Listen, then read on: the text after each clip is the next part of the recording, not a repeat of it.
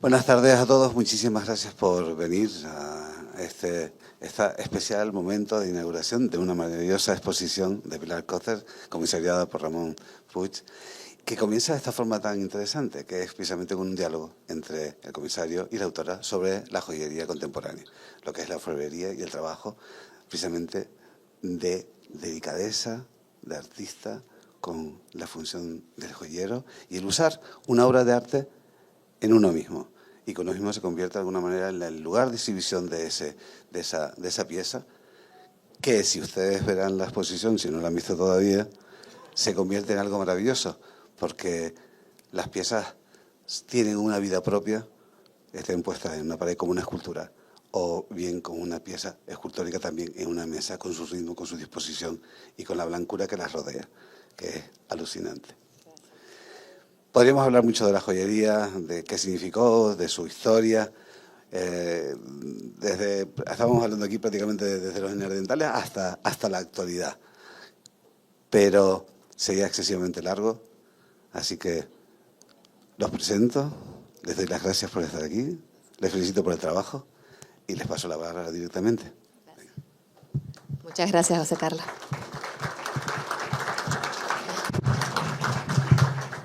Bueno, hola a todos, muchísimas gracias por venir. Esta será una charlita, una pequeña conferencia corta, ¿sí? Hay mucha gente de pie, lo siento. Y es simplemente un introductorio para poneros en contexto de lo que es el mundo de la joyería contemporánea y lo que os vais a encontrar arriba, ¿sí? Y aquí al lado tengo a Ramón Puig, mi profesor, compañero de trabajo durante muchos años. Hemos compartido muchísimas cosas y compartir esto, bueno, es también otro regalo más que me haces y agradecida. Así que empezamos para no entretenernos mucho y que podamos disfrutar así un poco ligeramente. Sí. Bueno, va a ser muy difícil de sintetizar, me cuesta mucho sintetizar, pero haré un esfuerzo porque, como dice Pilar, no podemos estar aquí mucho rato. Además es un tema que a mí me apasiona muchísimo. Y normalmente yo soy una persona que no habla mucho, muy callada, pero cuando me pongo en mi tema, entonces no hay quien me pare. O sea que si me paso, no te preocupes. sí, Estoy aquí para nos eso. paráis porque nos podríamos enrollar mucho. Bien, vamos a hacer una síntesis. Intentaremos sintetizar mucho algunos conceptos, no todos, pero algunos por lo menos. Por ejemplo, esta primera imagen que vemos aquí, que es de un artista, Kim Book, un artista danés, de Dinamarca, exacto, en el que vemos una serie de broches, son broches que están agrupados de manera que el conjunto del grupo conforma un collar de perlas. Para mí es como muy metafórico, es decir, la joyería contemporánea, ¿de dónde viene? Tiene una herencia y esa herencia ha pesado mucho y pesa mucho, que es la tradición. Y en este caso se ve como esa metáfora del collar que ya no está, pero que ha dejado una huella. Entonces hay que reconocer siempre de dónde venimos, quién ha estado antes que nosotros, qué ha pasado, y un poco vamos a tratar de enseñaros esto. Por ejemplo, no nos vamos a ir a la prehistoria, porque podría ir perfectamente, me encantaría, pero empezaremos, por ejemplo, por los dos últimos movimientos en el que la joyería ha estado, ha convergido, ha sido contemporánea a su tiempo. Los dos últimos movimientos, el modernismo, el Art Deco, el modernismo, el Jugendstil, el Art Nouveau, y después vino el Art Deco, que ahí empieza a fallar un poco. A mí, toda esta geometría, esa abstracción, es un estilo que todavía bebe del modelo de la naturaleza, formas de la naturaleza. En el caso de alemán y austríaco hace una síntesis, y lo estiliza de una forma más geométrica. En el caso de Lalique y l'Art Nouveau, esa referencia a la naturaleza y es más evidente. Podemos ver cómo cogen una foto, hacen el dibujo, realizan la pieza. Esto lo digo porque a partir de la posguerra, de la Segunda Guerra Mundial, de la posguerra, hay una divergencia absoluta. Es la primera vez históricamente que la joyería, la convencional, la que todo el mundo conocemos, se va a su bola. Es como un satélite que ha perdido la órbita y se va por el espacio. Se pierde hacia el siglo XX. Vuelve a presupuestos estéticos y conceptuales del siglo XIX, cuando predominaba la idea del metal, del oro, de los diamantes. Lo que pensamos nosotros como prototipo de joya, oro y diamantes, es un concepto del siglo XIX. Antes no, antes era mucho más flexible. Pero ya vemos cómo empiezan a aparecer diferencias. Fijaros en estos dos, en un broche y un colgante, como de la misma época, pero radicalmente diferentes. Esto expresa esa divergencia.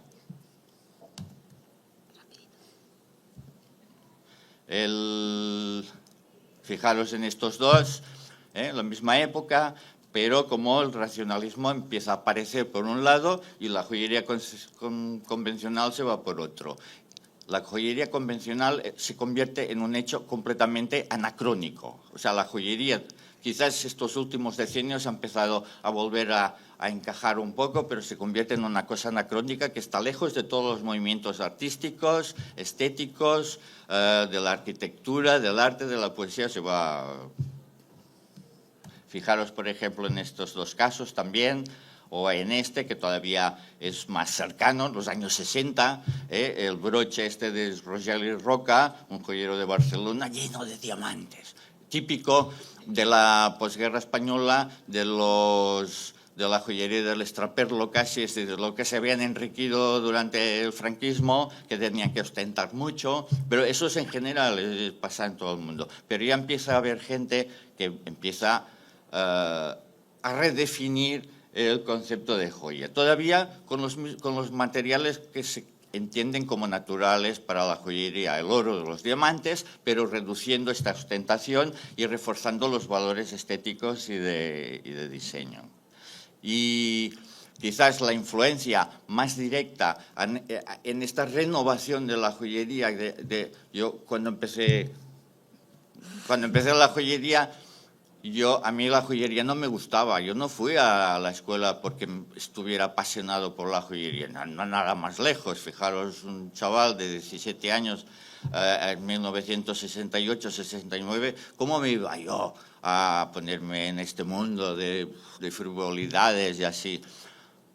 Pero decidí hacer una joya, igual que muchos otros de mi generación, para la gente que no le gusta la joyería. Posiblemente hay muchos de vosotros aquí que no os gusta la joyería, otros sí, seguramente.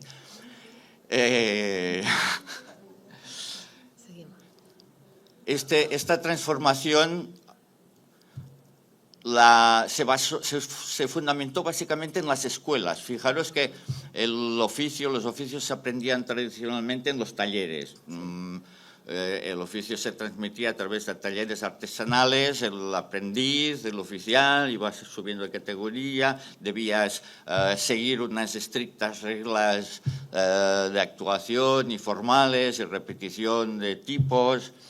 El único lugar donde se podía producir una ruptura y establecer esta redefinición del fenómeno de la joya, pues eran las escuelas, fueron las escuelas europeas.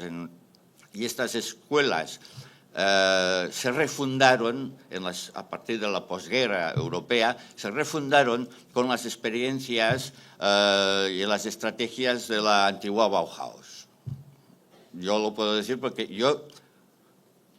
es como si explicara un poco mi propia historia, porque yo he vivido esto que estoy explicando, yo lo he vivido en primera persona, lo he sentido.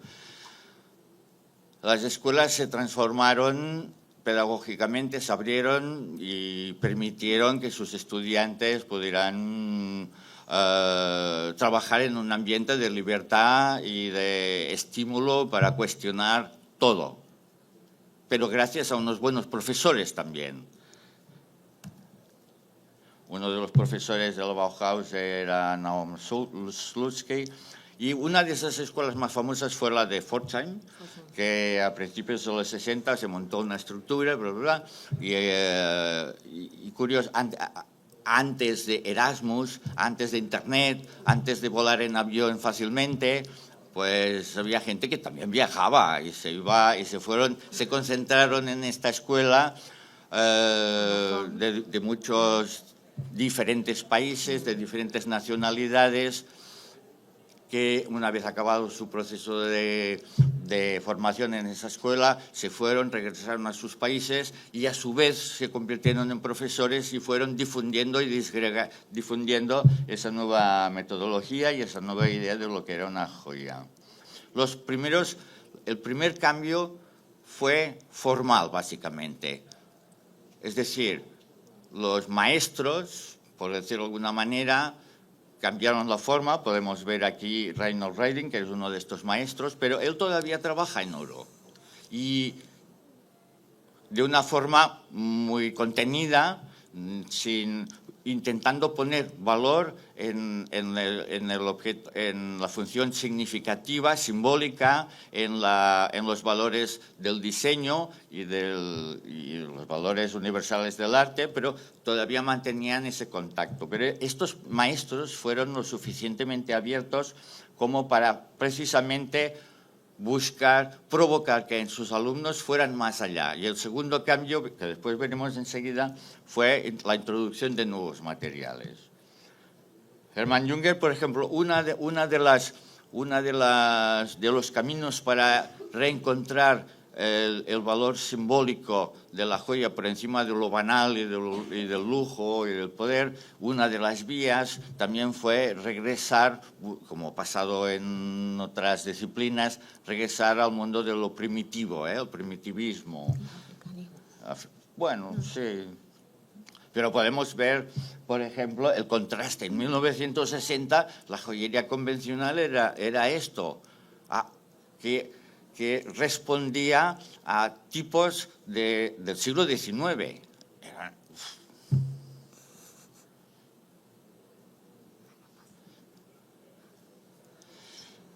Otra de las cosas que ayudaron a transformar esa manera de entender, de ver la joya, fue incorporar nuevas formas de trabajar, las nuevas tecnologías, hacer un mestizaje entre diferentes técnicas,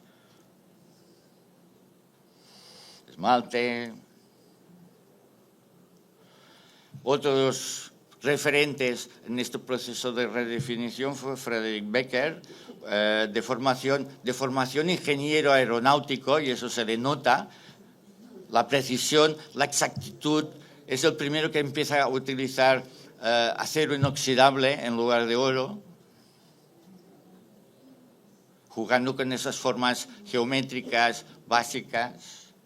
Pero fijaros la complejidad. Es un broche, pero que dialoga con el movimiento del arte cinético, por ejemplo. Estos broches se mueven, esto se mueve y se transforma, y mientras los vas llevando se van transformando.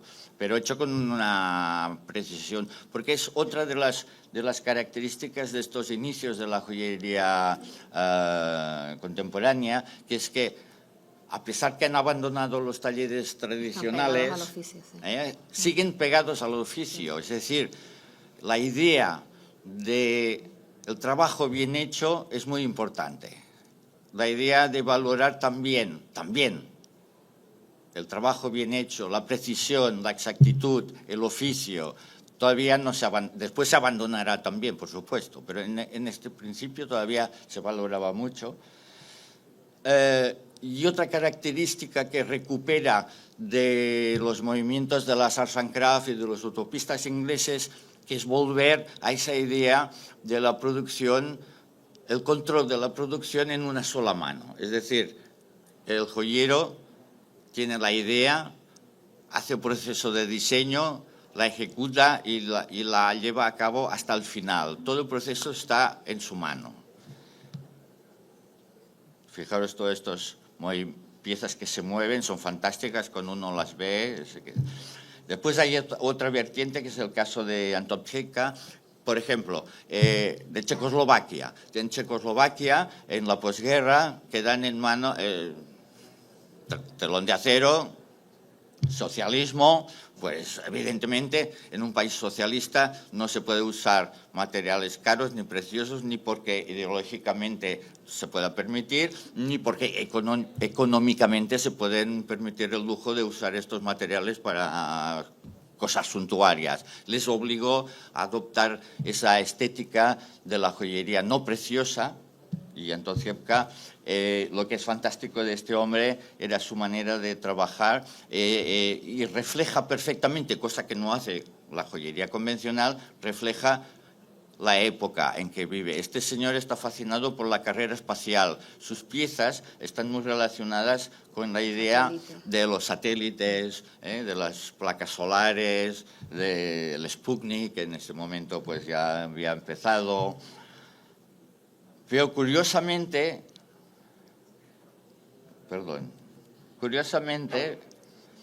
volvemos a encontrar ese regreso también hacia atrás.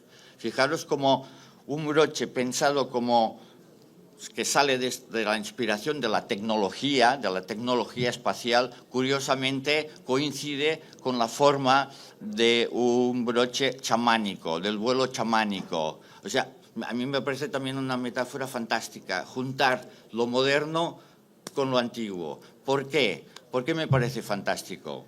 Porque me parece que refleja esa idea de buscar darle sentido otra vez a la joya, no como objeto de ostentación, sino como objeto que puede ser trascendental, como expresión de la búsqueda de lo trascendental, de ir más allá, de restablecer puentes con la antigüedad. Ya he dicho que no podía hablar desde el principio, me sabe mal. Aquí queda.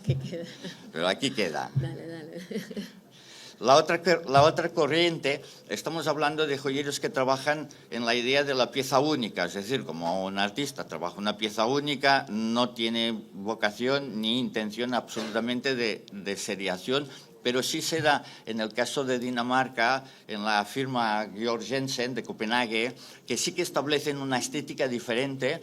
Es decir, ese proceso de democratización de la joyería la buscan en la producción industrial y en el abaratamiento de los costes de producción para producir joyas más baratas. Eso sí, en plata, siempre muy pulidas, muy simples, y esto dará pie a lo que se llama, dentro del campo de la joyería contemporánea, la joyería de diseño. Es decir, que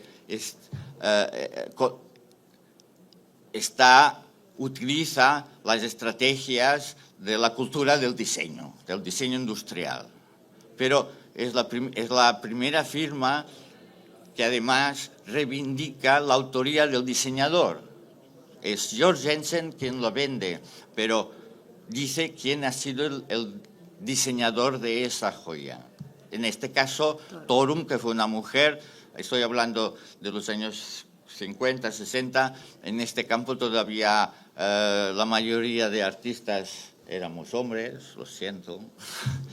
Pero Thorum es uno de los primeros casos de una mujer que juega un papel importante también en esta transformación de la joyería. Y a ella la copiaron. Y a ella la copiaron, y después hubo... Joaquín Berao, sí, Elsa Peretti, no me atrevo a decir Chelo nombres porque Sastre, después sí. me pegan, me van a ir y me pegan, pero... Sí. Eran un referente, y todo el mundo miraba hacia arriba en Barcelona y la miraban a ella. Sí. Es decir, que cuando hablamos de joyería de diseño, lo que se puede vender en una tienda como aquí, en el museo, los culpables han sido estos. Dale, sí. Bueno, como podéis ver, en Italia también hay una serie de actores, de artistas, Como podéis ver, todavía están trabajando en oro como material de base para conformar sus piezas, pero ya introducen el grattage, ya introducen una serie de técnicas que se alejan completamente del concepto tradicional de la galería, con las galerías, los diamantes y todo eso. El pop art empieza a aparecer también, es contemporáneo de los movimientos del pop art.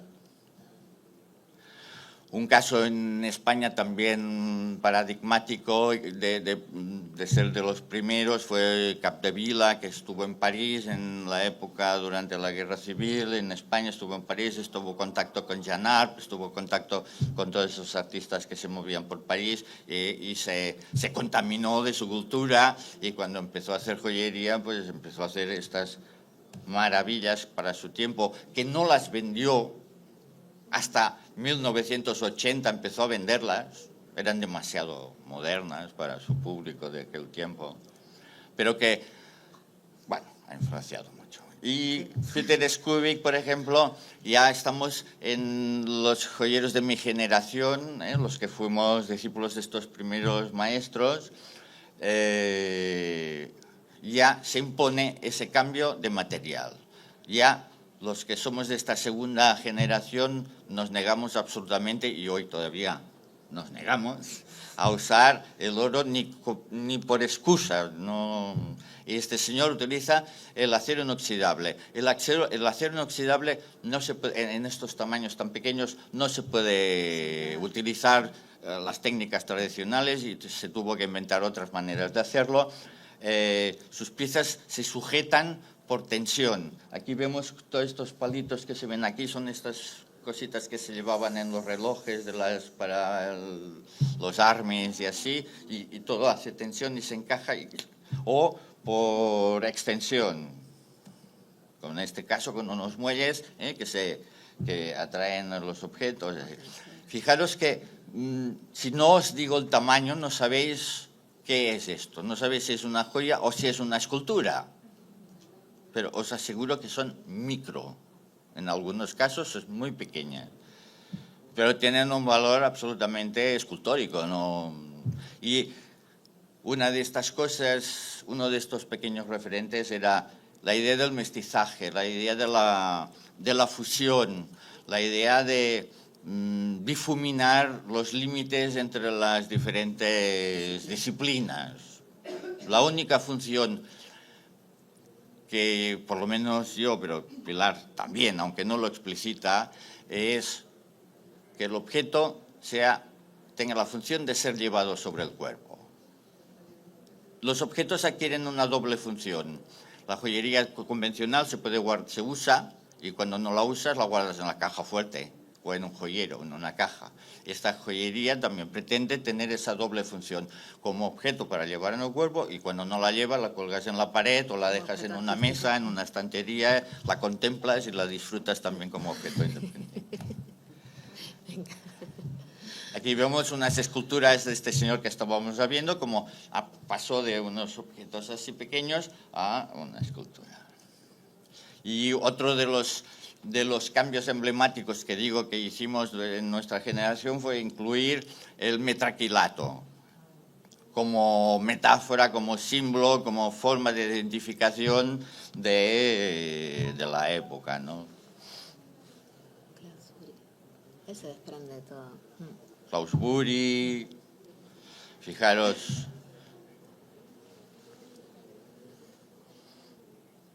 Y nos volvemos a encontrar esos casos que vuelven hacia la simplificación, hacia el minimalismo. Este brazalete es de un famoso diseñador de joyas y también diseñador industrial.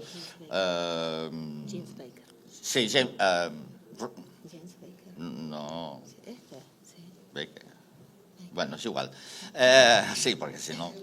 Pero fijaros, es un disco de plástico, todavía no había corte por láser, ni ordenadores, ni nada. Es un simple disco de metraquilato con un pequeño corte en el centro, y después por calor se deforma y te entra dentro. Es fantástico. La solución formal, la solución funcional y la función estética es fantástica. Y se adecúa repito, esto es contemporáneo. Mientras un joyero hace esto, hay otros arquitectos que están haciendo una arquitectura o diseñadores industriales que están trabajando en los mismos valores estéticos. Fijaos, Robert Smith, con plástico, metraquilato. Luego tenemos un paréntesis, voy a ser también muy breve. No. Artistas que han hecho joyas. A los joyeros que somos artistas, normalmente no se nos acepta fácilmente que seamos artistas, somos joyeros, pero bueno. Pero en cambio, un artista con una firma reconocida y tal, hace cualquier cosa y es una joya de arte, porque claro, la ha firmado Picasso, ¿no? Pero hay algunos casos que realmente también son muy interesantes, porque normalmente los artistas cuando hacen una incursión en el mundo de la joyería lo hacen porque se dirigen básicamente al mercado secundario del arte, ¿no? Para vender cositas más baratas y que los intermediarios pues puedan vivir también. Pero el caso de Calder, todos lo conocéis, el caso de Picasso también. Picasso no las hacía él, pero trabajaba conjuntamente con un buen artesano que interpretaba muy bien sus trabajos. En muchos otros casos, los artesanos que trabajan, bueno, Giacometti, que lo hacía él, los escultores normalmente trabajaban con sus manos y hacían sus propias joyas, y los pintores, bueno, algunos como de Janart, Meret, Oppenheimer. Y hay unos casos de, pues fijaos, Luca Fontana. Sí, Lucio Fontana. En Italia había un taller que se dedicó en esta época de los años 60, 70 a pedir diseños de artistas de ese momento y él hacer una reinterpretación de su obra, pero en este caso, en este taller, los hacía bastante bien. Era bastante fiel al espíritu de la obra. En otros casos se distorsionaba completamente y no. Pero César es muy interesante, esta compresión pasa de comprimir un coche a comprimir joyas viejas y hace una joya, pero es coherente con su obra, ¿no?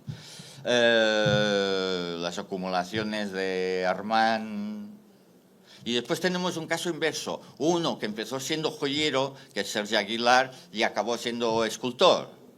Pero le da vergüenza, no se lo digáis que habéis descubierto que ha sido joyero antes, porque le dará mucha vergüenza, reniega absolutamente.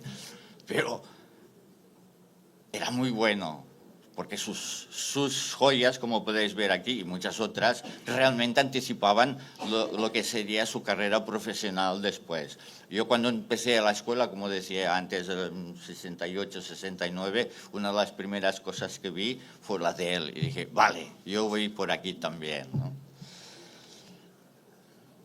Otros... El caso de la pintura. Sí, el caso de los joyeros que se acercan más a la bidimensionalidad. Algunos de estos joyeros que hemos visto antes explicitaban con palabras y por escrito que ellos hacían esculturas para llevar. Y otros, aunque no lo expliquen, parece que se dedican más a hacer pinturas para depositar sobre el pecho. Gis Baker, sí.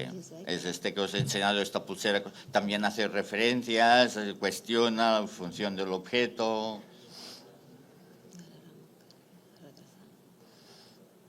Y Gerd Rodman es un caso también, forma parte de mi generación, es un caso también muy, muy, muy interesante, porque los joyeros contemporáneos hemos abandonado también como artesanos, que somos también, hemos abandonado aquella idea del artesano que trabaja por encargo, que me parece fantástico. A mí me parece muy interesante trabajar por encargo, aunque yo no lo suelo hacer mucho, pero me parece... Pero él sí, este señor trabaja con las impresiones, las huellas de las personas que van a ser destinadas estas joyas. O sea, son intransferibles, están hechas para una persona en concreto, que le ha encargado una joya para su mujer o para él, y que se hace intransferible. Por ejemplo, es muy conocido estos collares de él, en el que, pues en este caso... Las huellas de los amantes. Sí, el collar lleva las las huellas de su marido, de su pareja, de manera que ella cuando... Más. Sí, en algunos más. O en este caso de los hijos, el marido y los dos hijos. Es decir, le haces un regalo a tu mujer con una carga simbólica muy importante. Es decir, va más allá, es un dorado, de hecho no está hecho con oro. Yo tengo, voy a explicar una anécdota, mi mujer también hace joyas, hizo un anillo que habían como 3 elementos diferentes dentro de una cavidad, tal y cual, la vendió en San Francisco, un señor de origen oriental, no me acuerdo, japonés, lo que fuera, se lo regaló a su hija, los 3 elementos era él, la mujer, o la mujer y los 2 niños, y uno de los hijos se murió y al día siguiente la pieza de uno de los niños desapareció del anillo. Y le llaman un día y le dicen, oye, este señor quiere venir a visitarte. Y se asustó mucho porque pensó, ahora me va a culpar a mí. Pero quiero decir con esto que la joya, sea moderna o sea antigua, sea anacrónica o sea contemporánea, la cargamos muy fácilmente enseguida de unos valores simbólicos que van más allá de los valores intrínsecos de los materiales o de los valores artísticos del objeto. Y eso hace que esa famosa frase de yo no opino de arte, yo no entiendo de arte, en el caso de la joyería no se da. Todo el mundo se atreve a opinar sobre joyería, por lo menos para decir que esto es una mierda. Pero opina, no dice, yo no opino, porque todo el mundo está en contacto o está en contacto con algún objeto de estas que ha recibido de su familia o así. Bueno, vamos deprisa. ¿Ves? Por ejemplo, en este caso, este collar está hecho con pelos de su marido que está en tratamiento radiológico por un cáncer y en la bañera se le caen los pelos, ella los recoge y los une con bolitas de plomo. El plomo sabemos que protege de la radiación, ¿no? Se carga de un valor sentimental, se carga de un valor metafórico muy fuerte, es pelo y plomo, y no es nada más, pero para esa persona eso tiene, o sea, no se puede... Dale, que queda mucho. Sí, pues Manfred Bischoff, por ejemplo, fijaros que este sí que usa oro todavía. Uno que me parece muy interesante es Otto Künzli, que ha estado enseñando muchos años en la Academia de Múnich. Esta pulsera se ha hecho muy famosa porque es una pulsera negra de caucho, pero dentro ese bulbo que lleva es una bola de oro. Es decir, es un señor que se dedica a reflexionar mucho sobre el poder, sobre símbolos de poder, sobre los símbolos de ostentación, y en este caso pues esconde el oro. Se llamaba Golds Make Blind. Sí. El oro te hace ciego. No, tú. Bueno, este señor lleva un broche hecho con un lingote de oro, pero que en realidad es esa famosa caja de chocolate suiza que todo el mundo, los turistas, compran. Y la mujer lleva un collar hecho con monedas que sumadas es el valor de la renta per cápita de una persona en un país pobre, es decir, nada, 10 euros, 50 euros, no sé.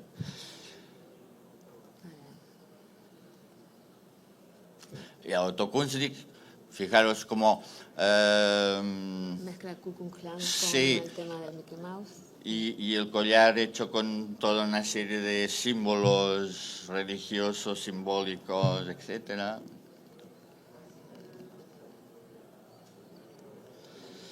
Ruud Peters es un señor de Holanda que... Volvemos a encontrarnos con este joyero que parece aquí que hace esculturas, pero son de pequeña dimensión,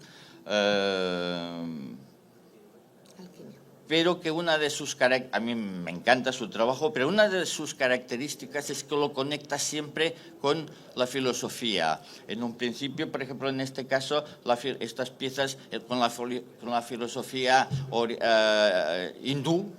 Tiene una experiencia en un viaje a la India con la filosofía hindú, o sobre todo después vendrá con las conexiones con la alquimia y con La cábala.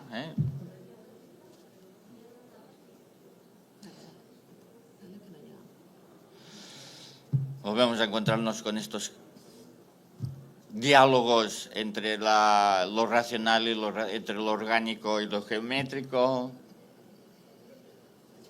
Cómo se explora, hay muchos héroes que exploran situar los objetos fuera de los lugares normales. Fijaros que os he enseñado muy pocos anillos, algún collar, pero básicamente son muchos broches. Y muchas veces la gente nos pregunta, ¿por qué?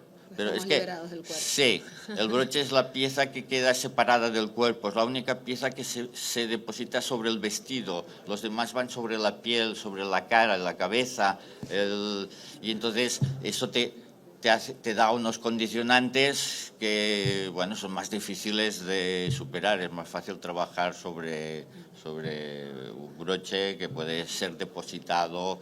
Si trabajas por encargo, no, porque entonces sí que ya tienes en cuenta a la persona. Si alguien tiene alguna pregunta, podemos irlas haciendo ya, porque si no... Xavier Domènech, que es también uno que trabaja en Barcelona, también está conectado con toda una serie de filosofías, pero estas piezas, por ejemplo, es increíble. Su trabajo está conectado con la filosofía budista, etcétera, etcétera, pero también desde el punto de vista de técnica, pensar que esta especie de nube son estos 4 hilos que se ven, 5, 6 o 7 que se ven ahí abajo, pero después se van trefilando, se van adelgazando y acaban en un diámetro de hilo mucho más fino que al principio, pero todo de una sola pieza, o sea, solo es...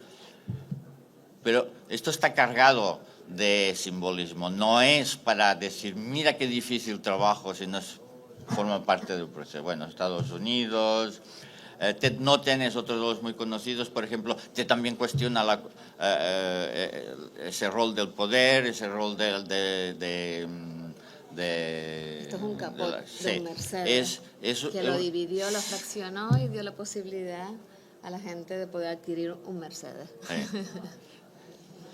Sí. Solo que en Alemania el Mercedes también es símbolo de las prostitutas, porque las prostitutas que ejercen en la carretera usan un Mercedes porque tiene la amplitud necesaria para su trabajo. O sea que no se sabe muy bien. En los 80 apareció ya completamente el arte povera, el arte hecho con cualquier material encontrado. Bernard Schowinger, que vivía en Suiza. Explícalo. No lo encontré el lago. Bueno, pues es igual. Vivía en un lago en Suiza que en la orilla opuesta habían las villas de los ricos y en el lado donde vivía él vivían la gente que no era tan opulenta. Y este collar está hecho con las botellas que recogía que venían de la orilla de enfrente, de las botellas de champán que se bebían los ricos y después... Muerta en Camboya. Muerta en Camboya, bueno, tenía relación con una mujer de allí. Y un anillo, para que no digáis, el señor de los anillos, Carl Fritz, hace solo anillos, pero de una forma muy, muy, como podéis comprobar, muy transgresora, muy transgresora. Otro español, Kepa Carmona, está... Noten otra vez que en este juego de cuestionar el poder, una de sus piezas que ha tenido más resonancia y repercusión son esos bolsos típicos clásicos de mujer, pero que los convierte en transparente y de pronto descubrimos qué hay dentro de estos bolsos y puede haber una pistola, puede haber una arma, puede haber... Otros que trabajan más a partir del concepto de la memoria... Bettina Speckner, que coge fotografías antiguas y entonces las reelabora,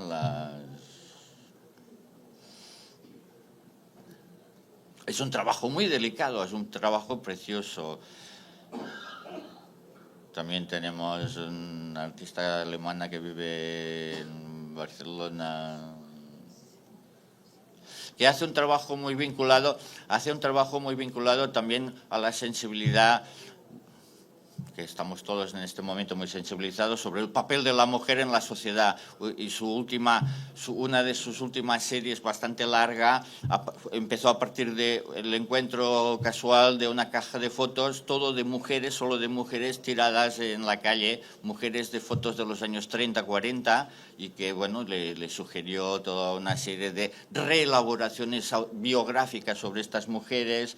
Y últimamente, a partir de buscar concretamente mujeres que han tenido papeles importantes en la sociedad, sea, por ejemplo, esta que trabajaba como especialista en criptografía y que gracias a ella el curso de la guerra pues, pudo cambiar. Pero fijaros, hasta 1999 no se reconoció la hija de Stalin. O sea, son personajes que existen y de alguna manera ella relabora. Una artista que lo he puesto entre muchos porque está de alguna manera vinculada a Canarias, es una joyera alemana que sus formas... Trabaja con los volcanes. Es decir, se va a dormir a un cráter, se queda a pasar la noche, viaja por todo el mundo para estar en contacto con estas fuerzas telúricas manifestadas en forma de cráter y después intenta traspasar estas experiencias a sus objetos escultóricos, que puedes encontrar más o menos una referencia formal, pero que va más allá de lo estrictamente formal. Y ya estoy acabando, ¿eh? Sí. Patricia Domínguez. Sobre el paisaje y la micromirada. Su referente es más conceptual. Hace poco hizo el doctorado en Bélgica.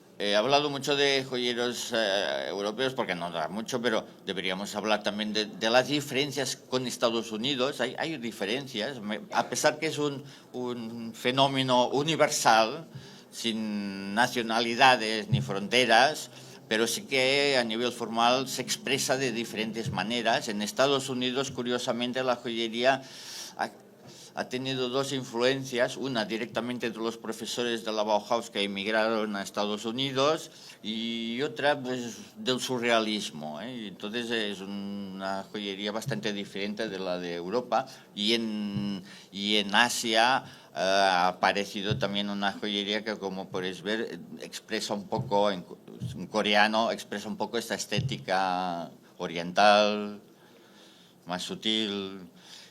O volvemos con algún caso como Marc Monceau, que es joya de diseño, como lo de Torum, como lo de Georg Jensen, pensado para ser producido industrialmente, para producir objetos baratos, con facilidad de reproducción, pero dentro de un lenguaje extremadamente minimalista y sutil. Y ya para acabar, voy a poner unas piezas de Pilar, no sé si las veis bien, de una de sus primeras obras, de sus primeras series, que me parece fantástico porque se llaman lastre, como podéis ver. Lastre es algo que pesa, que te arrastra, pero sus piezas son extremadamente ligeras al mismo tiempo, se cuelgan de la ropa, pero no esconden el mecanismo de colgar, y son una maravilla hecha de textil, parecen hechas con material textil, pero son con porcelana. Realismo, bueno.